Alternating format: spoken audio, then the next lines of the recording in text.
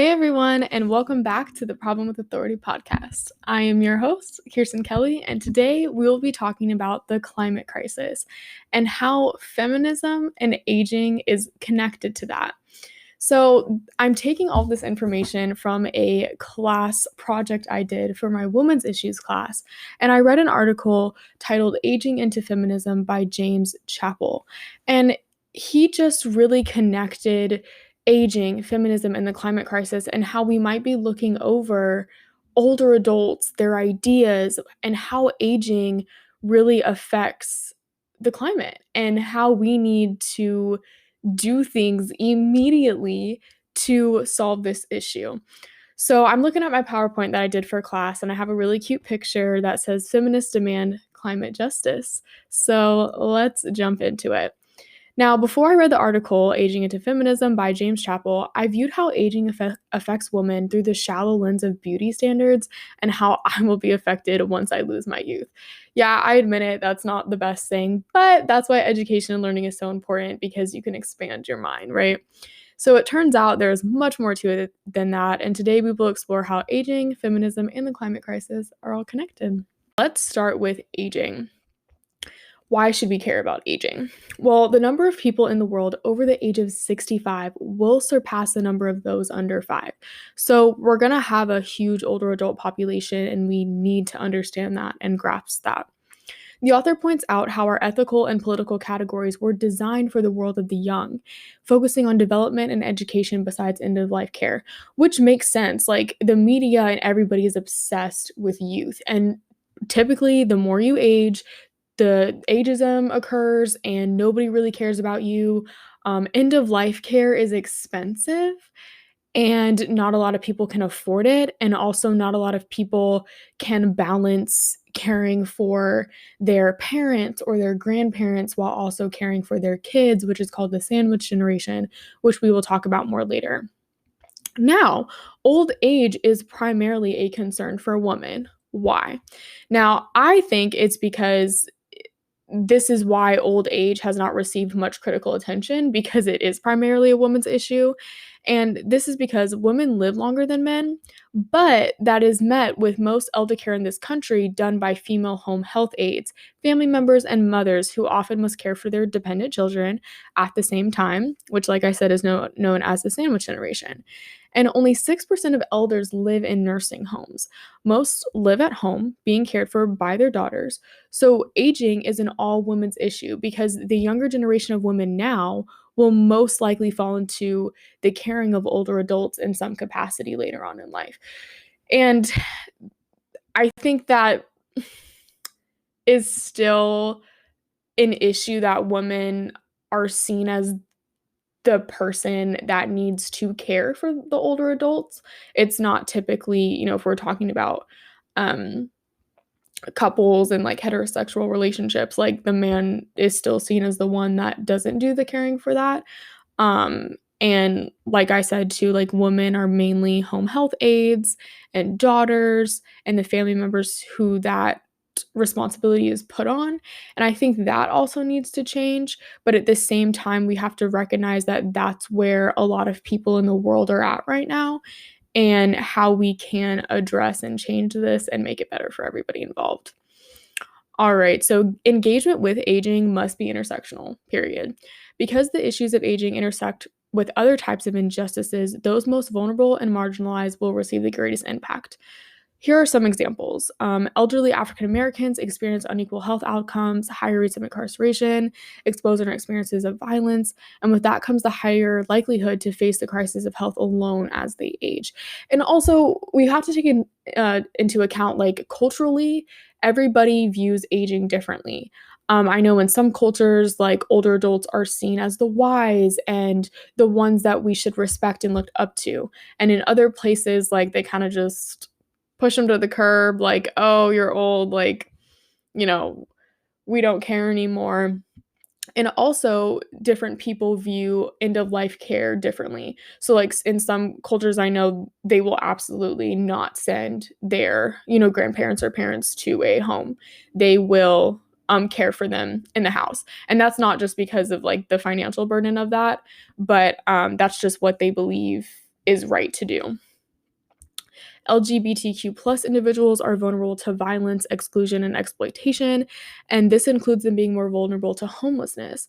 And that's because they are forced to leave their homes due to conflict with family, violence, or abuse, or property owners refusing to rent to these individuals based on discrimination, which can become harder to endure as you age. And with aging also comes possible health concerns. Unemployment rates are 3 times higher for transgender individuals and even higher for Black transgender folks, which puts them at greater risk of poverty, homelessness, isolation, and exposure to things such as natural disasters. And when we look at natural disasters, I never even thought about this, but it's so important to take into consideration like how these things disproportionately affect marginalized groups or older adults. So we saw this with Hurricane Katrina and Hurricane Michael, with how racism, poverty, and ageism left certain communities with less resources for prevention and damage control. And if you all live in the Tallahassee or just Panhandle area, the Hurricane Michael was such a disaster for so many people out here. It has taken years for them to rebuild, and there's so many organizations that I work with through my job that are trying to damage control, and that is where all the attention is going, is the damage control. Like, they don't even have time to think about prevention for when hurricane season happens again. And a lot of the surrounding counties outside of Tallahassee are rural areas, and a lot of them too are also migrant farm workers. And so with natural disasters comes their crops being completely destroyed, and that hurts their income. So there's so many factors that go into the impact of natural disasters, and natural disasters are more likely to occur because of the climate crisis. And it's really scary to think about, but I think education and awareness is important, because when it comes to policy and, law, when it comes to, the environment, it's important that we're looking at things from a full perspective of not just, advocating for, um, you know, getting rid of the rents, with COVID, but also advocating for better legislation around, those big companies that are doing all that dumb shit, not caring that they need to be regulated and controlled, and, different things like that. Obviously, like, as you can tell, not I am not well versed in like the climate crisis and everything that goes in on it.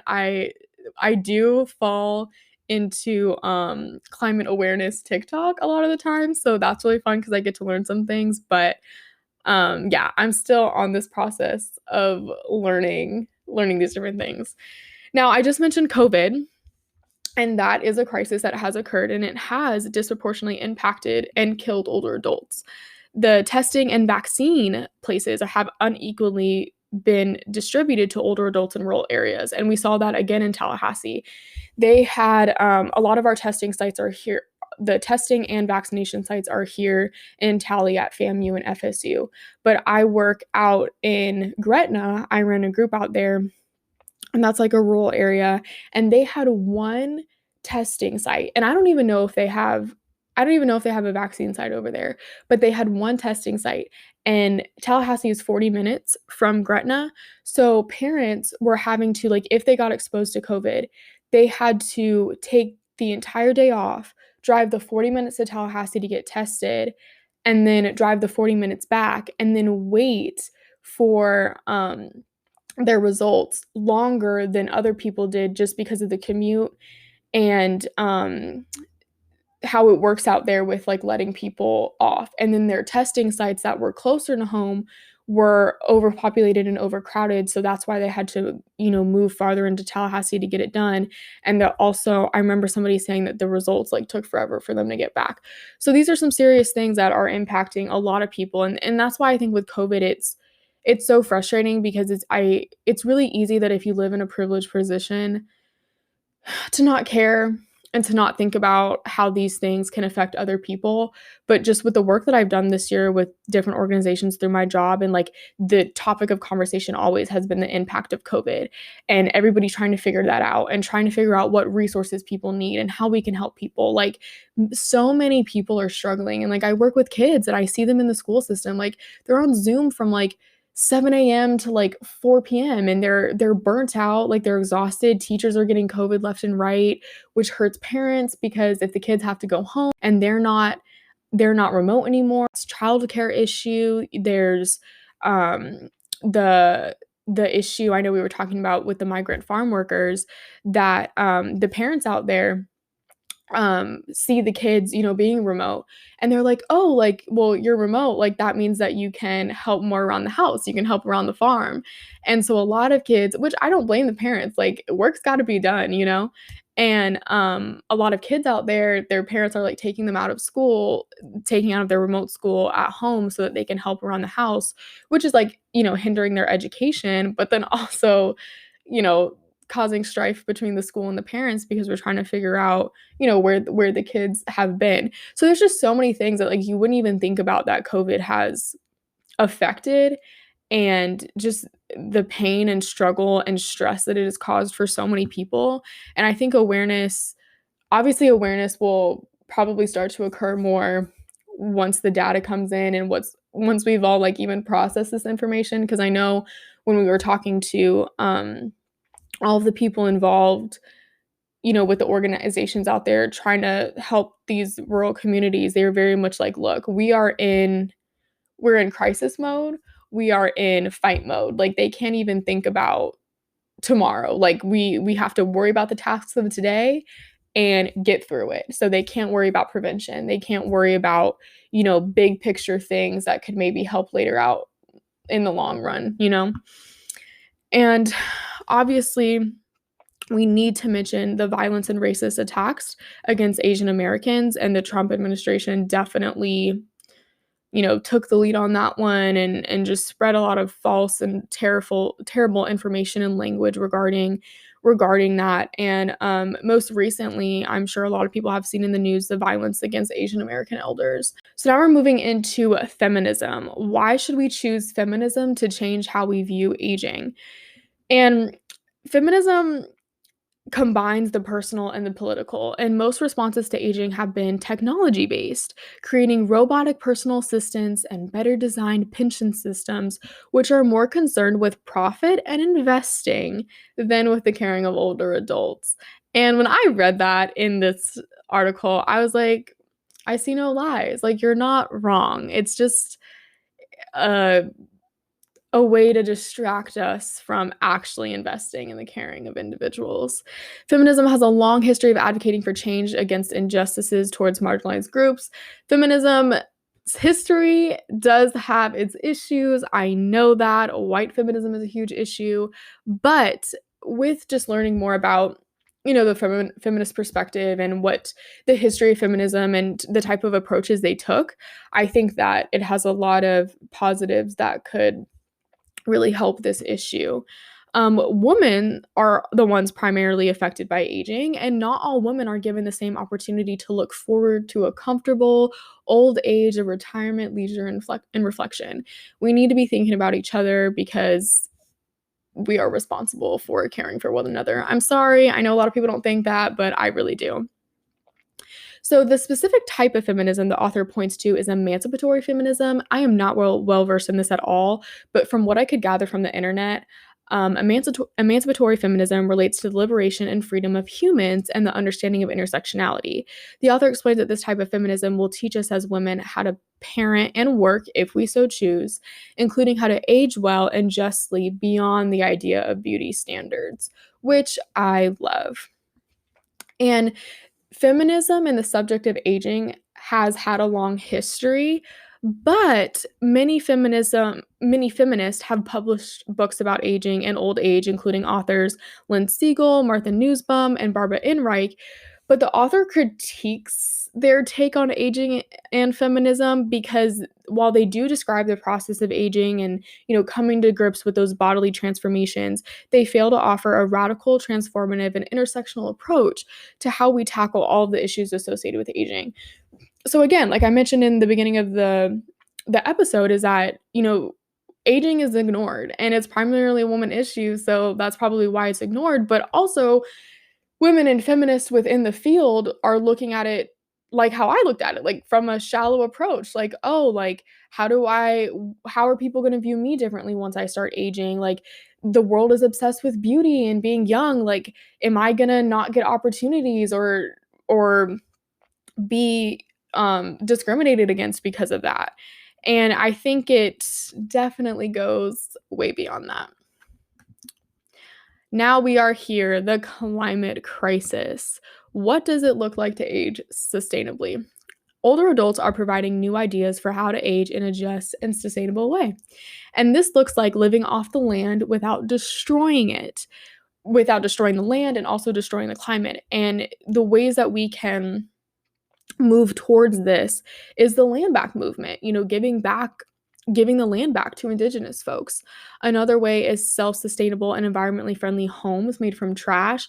And I know from climate and environmental TikTok that like our individual carbon footprint really doesn't amount to much when you see the damage that is being done by huge corporations and organizations.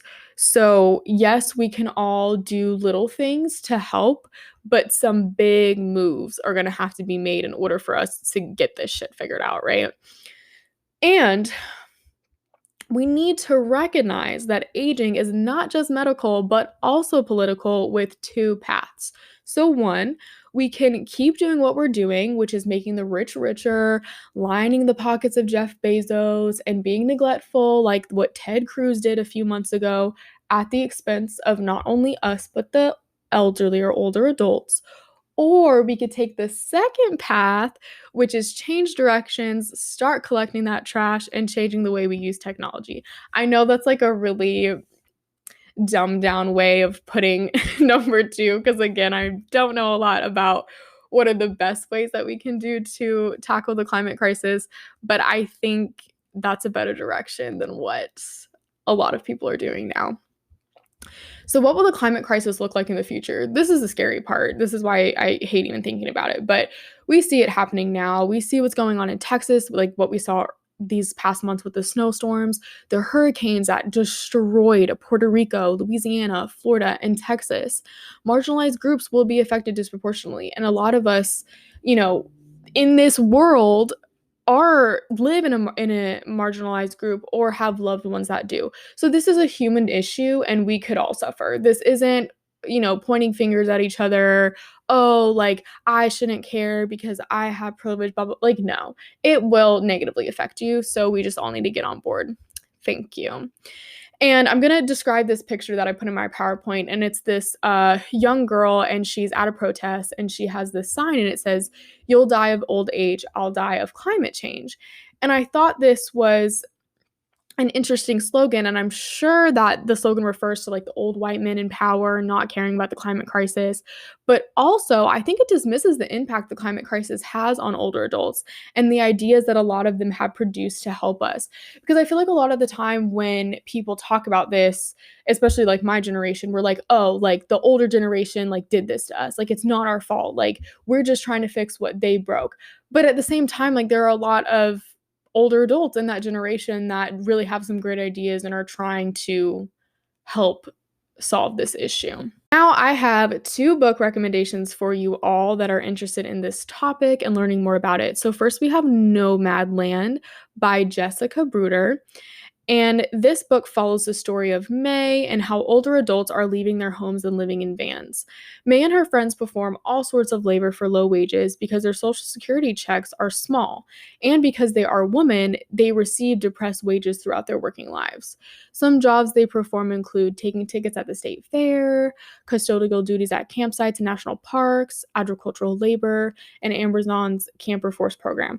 Now, Nomadland is a movie on Hulu. I have not watched it yet, but I need to get around to it because people have said that it's really good. And while May, she refuses to find herself as a woman on the decline, right? She teaches us how economic depression can be an opportunity for reinvention and recovery. She has created for herself a new way of life with freedom and community, and in the process, she's fighting against the exhausted capitalism and finding new ways to help the environment. So she's really just turning shitty situations into ways of learning and making this world a better place, which honestly, that's the least we could all be doing right now. So you go, May. You go, May. We stand. Okay, so the next book is The Age of Dignity, Preparing for the Elder Boom in a Changing America. And this is by Aljin Poo. And Pooh shares the devastating stories of people in the sandwich generation and how they must leave their jobs to care for their parents while they are denied unemployment assistance and struggle financially or are let go because caregiving hurts their capacity to perform at their job. And Pooh also highlights that home health aides, they just help so much. They are mainly women of color and are undocumented immigrants who usually do not have health care of their own. So home health aides are honestly are underappreciated superheroes.